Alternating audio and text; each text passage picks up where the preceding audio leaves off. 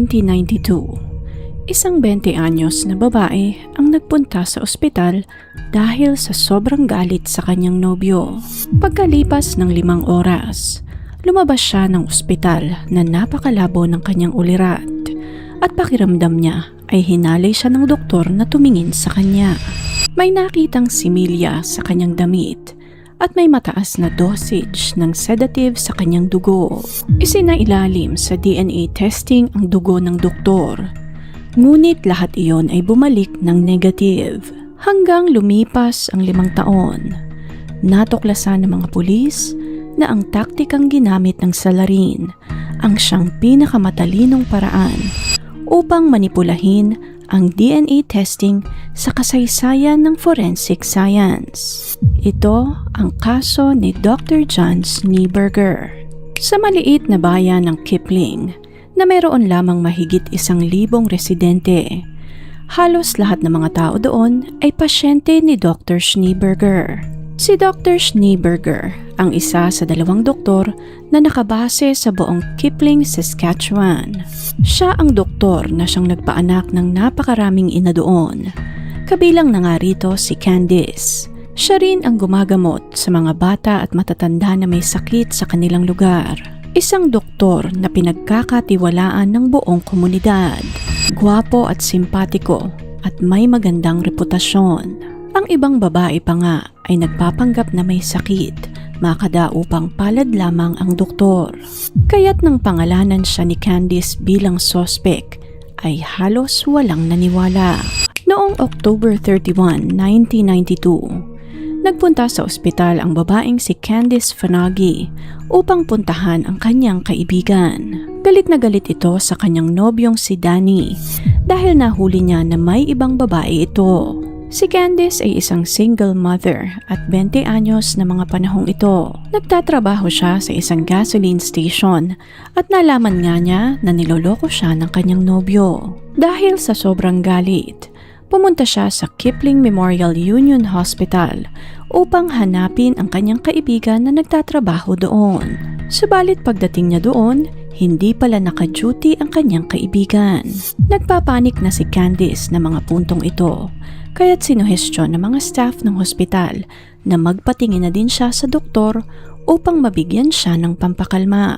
Ang doktor na naka-duty ng panahong iyon ay si Dr. John Schneeberger. Si Dr. John Schneeberger ay ipinanganak noong 1961 sa Northern Rhodesia. Lumaki siya kasama ang kanyang pamilya sa South Africa at nakapagtapos ng medisina sa Stellenbosch University. Nag-migrate ang kanyang pamilya sa Canada noong 1987. Nakapasok siya sa Kipling Medical Center bilang general practitioner.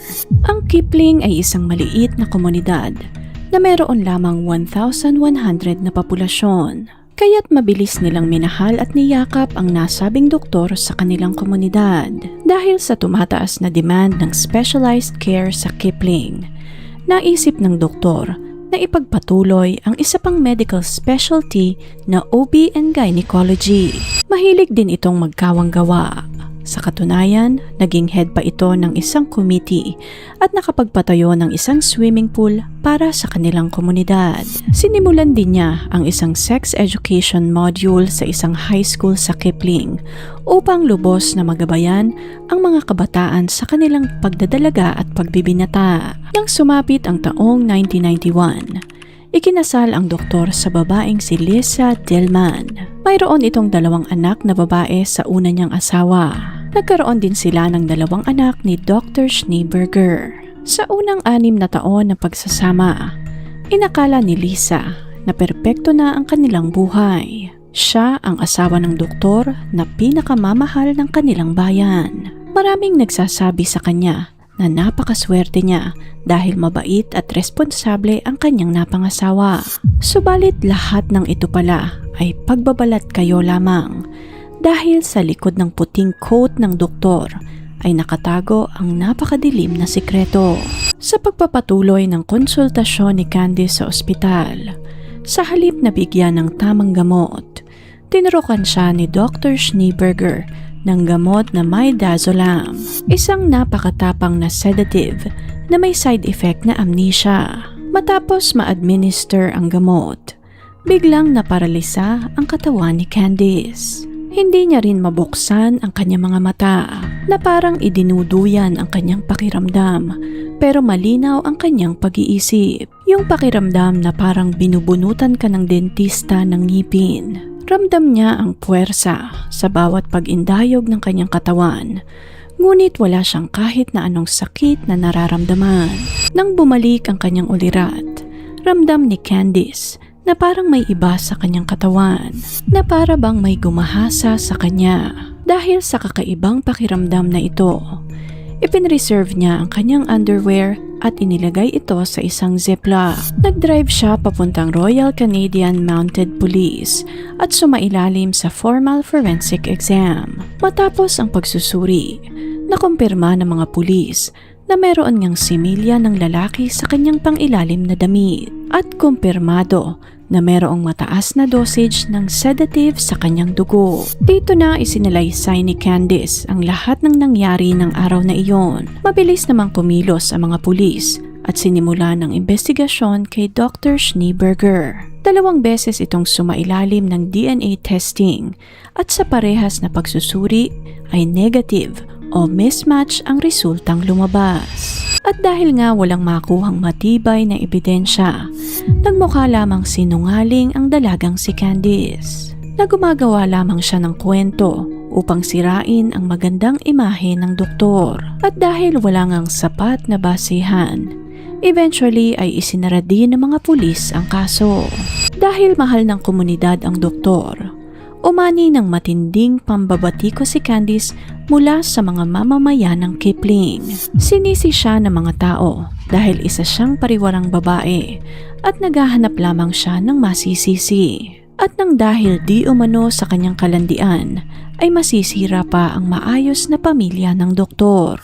Nakatanggap din siya ng pagbabanta sa kanyang buhay, kaya't napilitan siyang umalis ng Kipling at lumipat sa Red Deer, Alberta. Sa kabila ng nangyaring ito, hindi pa rin pinanghinaan ng loob si Candice. Desidido siyang malaman kung ano ang nangyari sa kanya ng araw na iyon. Kung para sa buong komunidad ay sarado na ang kasong iyon, para sa dalagang si Candice ay nagsisimula pa lamang ang kanyang laban.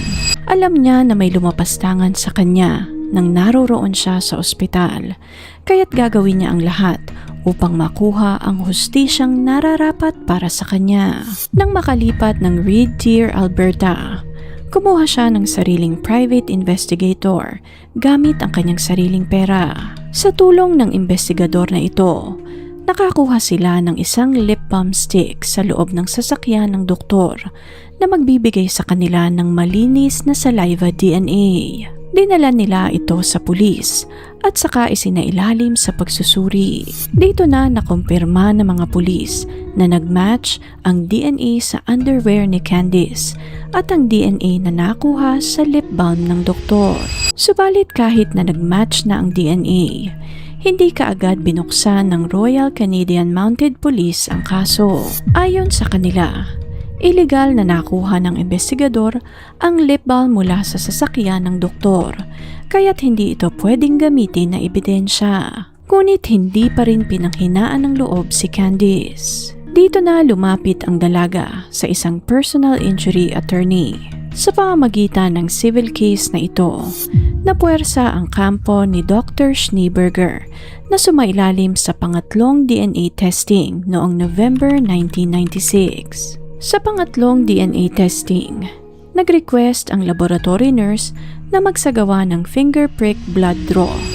Ngunit mariin itong tinutulan ng doktor.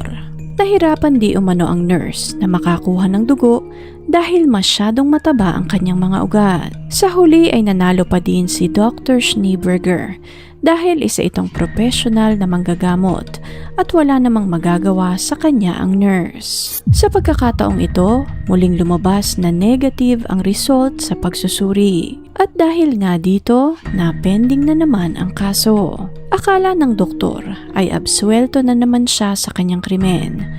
Ngunit katulad nga ng kasabihan, walang sikreto na hindi nabubunyag.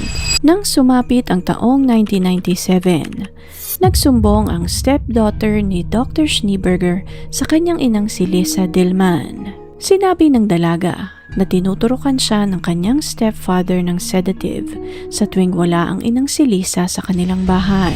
At kapag hindi na siya makagalaw, dito na pinagpapasasaan ng doktor ang kanyang katawan. Paulit-ulit itong ginagawa ng doktor sa kanya, pero hindi siya makapagsumbong dahil hindi malinaw ang detalye ng pangahalay dahil nga sa epekto ng gamot. Halos mahimatay si Lisa sa kanyang narinig. Ayaw niyang maniwala, pero mas mahal niya ang kanyang anak kaysa sa kanyang asawa. Sa kanya nanggaling ang mga batang ito at gagawin niya ang lahat upang maprotektahan niya ang kanyang mga anak. Dito na hinalughog ni Lisa ang opisina ng asawang si Dr. Schneeberger at doon ay nakita niya ang sangkaterbang karayom, mga condoms at mga sedative na maingat na nakatago sa kabinet ng asawa. Agad na kinumpronta ni Lisa ang asawang si Dr. Schneeberger at nakakagulat na hindi na ito itinanggi pa ng doktor. Habang umiiyak, inamin nito sa kanya ang kanyang kasalanan at sinubukang i-minimize ang krimen na kanyang nagawa. Dito na sinabi ni Dr. Schneeberger na meron siyang sakit at kailangan niya ng profesional na tulong upang siya ay gumaling. Sa halip na makinig at maawa sa asawa, ibinalot ni Lisa lahat ng ebidensya. Isinama niya ang kanyang anak sa pulis upang makumpirma ang panghahalay. Ito ang breakthrough na matagal nang hinihintay ng mga pulis upang mapatunayan lahat ng aligasyon sa doktor.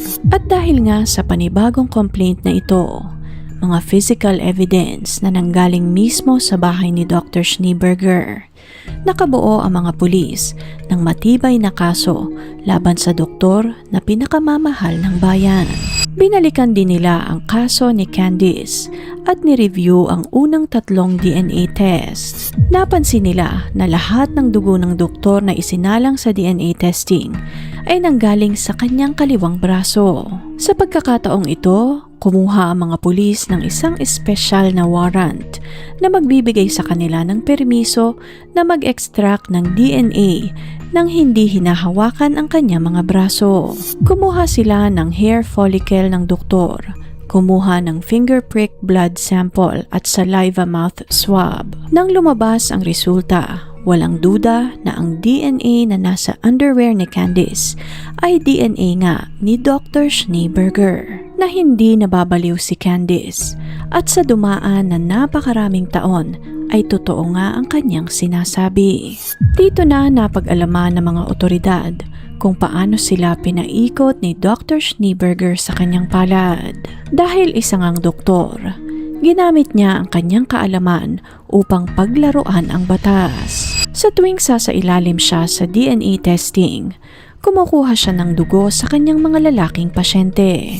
Gamit ang isang 15 cm Penrose drain, isa itong malambot na flexible na tube na ginagamit sa operasyon upang i-drain ang fluid sa sugat ng pasyente. Pinupuno niya ang tube na ito ng ninakaw na dugo mula sa kanyang mga pasyente at saka hinahaluan ng blood thinners upang huwag mag-clot or matuyo ang dugo sa kanyang katawan.